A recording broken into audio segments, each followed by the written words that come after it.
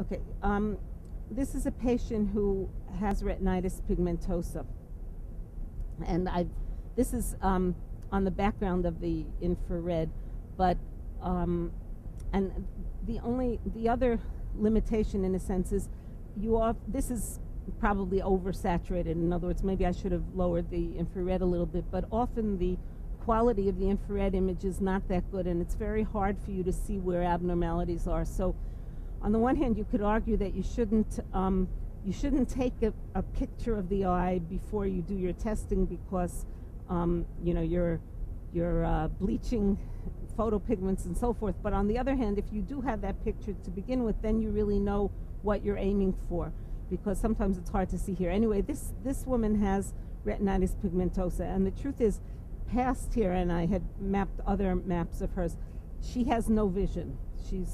There's dense scotoma all over here. And she was reporting that she was sort of missing things below her. And if you do a regular field, on a Goldman visual field, the center is so compressed. I mean, it's such a little area that you can't really define what's going on. But here you can see that the reason she's having that problem is she has actually more seeing area inferior on the retina than she does superior, which means that below her she does have more blind spot, and that's why she was having it. This is more orderly, like a typical grid, but again, I limited it to a small set of stimuli. Okay, and you can detect very small areas of scotoma as well. This is the right eye of a woman who had radiation retinopathy. She had radiation, and she had cotton wool spots and other retinopathy related to that. She had excellent visual acuity, and she reported to me when I did face fields that when she looked at me, my eye to her right was blurred. And that's what it's trying to show here. And if you look at her plot, she has a cotton wool spot here that has a dense scotoma, and it's in exactly that location. In other words, it's to the right, and then again you have to flip it so it's the right and above, and that's what was really decreasing her vision. So it's easy to pick those up. And you can also have people who have retinal abnormalities. Before I showed an optic nerve abnormality, but retinal abnormalities that don't show up, but you can still map the defect. So this is a woman who has a bullseye maculopathy for, it's not clear what it's from. She's not on Plaquenil or anything, but she had a dense scotoma here, and fixate superiorly. When I actually initially saw her, she had a little spared area surrounded by a dense scotoma, and we did multifocal ERG testing, which tests only the retina.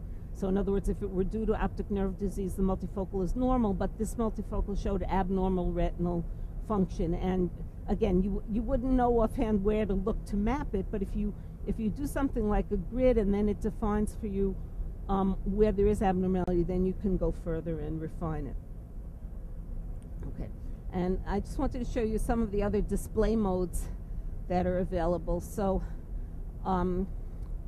this is a patient who has a partial macular ring scotoma, or bullseye maculopathy, from being on Plaquenil. And so this is the actual map. This is an enlarged version. So you can see she has this partial ring. It's sort of like a U-shaped area of dense scotoma inferiorly here. And one of the things that you can do on the imaging is you can do what's called an interpolated map. In general, I don't use that very often, except that there are certain cases where it really makes things so clear and so obvious. What an interpolated map means is that it sort of fills in. It assumes, let's say, that everything in between two areas that were not seen is also not seen. And I guess it divides, like if there's an area of seeing here, an area of seeing here, and an area of not seeing next to it, it sort of takes one color up to half the distance from the other. So what you get is you get a map that's sort of covering the whole area, even though you actually haven't tested in that area. So it's useful in a situation like this where we actually did a lot of testing in a small region, but one look and you can easily see. So this is her dense scotoma outlined here, and this is an enlarged version. You can see she has good acuity, good central fixation with that.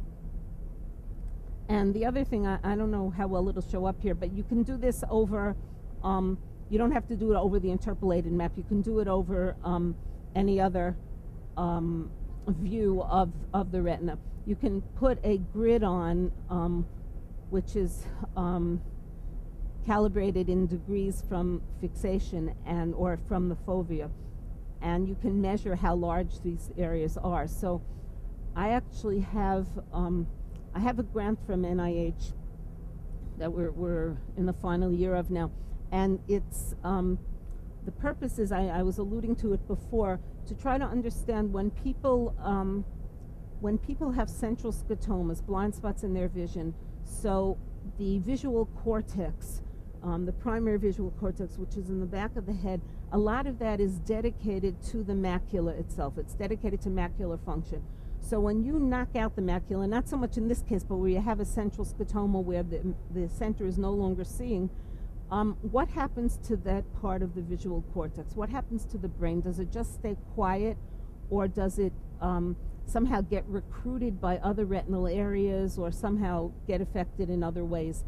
And the reason I'm very interested in this is because I was thinking, well, first of all, it'll help us understand how one could optimize the use of the vision better, but I was thinking maybe that's the source of the difficulties, where one person with the same retinal lesion can create a so-called pseudofovea, a place to fixate eccentrically, and another person can't do that. And I was thinking maybe that somehow would be correlated to it. So what the grant involves doing is basically the subject to all my patients with central scotomas, and we map out, using the MP1, the size of the scotoma and the location of the scotoma. And then the patient has what's called functional MRI imaging. They're in an MRI machine, and they see various visual patterns in a certain timed sequence, so that the computer knows when certain areas were being tested and certain others weren't. And we're looking at what's going on in the visual cortex. In other words, are there still areas that are not responding at all, or is everything responding? And so what we found was, first of all, that there definitely are silent areas. There are areas that are not filled in.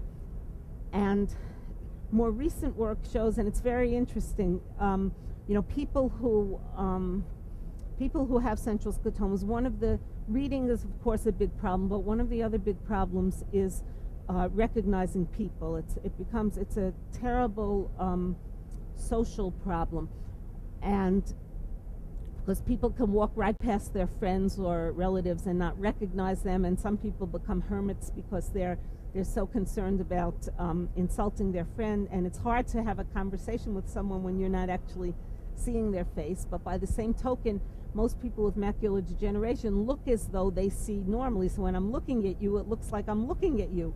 And so if I walked past you, someone would think, well, you're getting insulted and so forth. But it turns out that, and so what people usually will describe is your face looks blurred. Again, that's how the brain is sort of filling it in.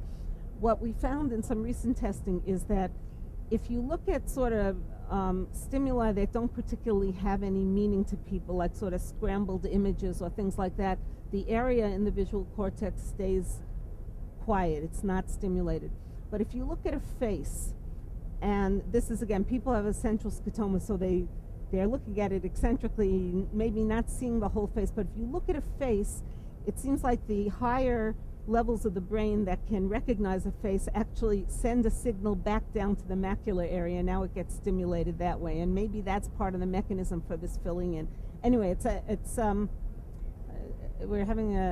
very interesting doing, and the MP1 really has afforded us the ability to do this testing. Okay, there's also a training module. The training module is designed to try to get someone to put and keep their fixation at a specific location. And the application would be, for example, if you have somebody with age-related macular degeneration who has a blank spot in the center of the vision, you want to help them to develop an eccentric preferred retinal locus of fixation.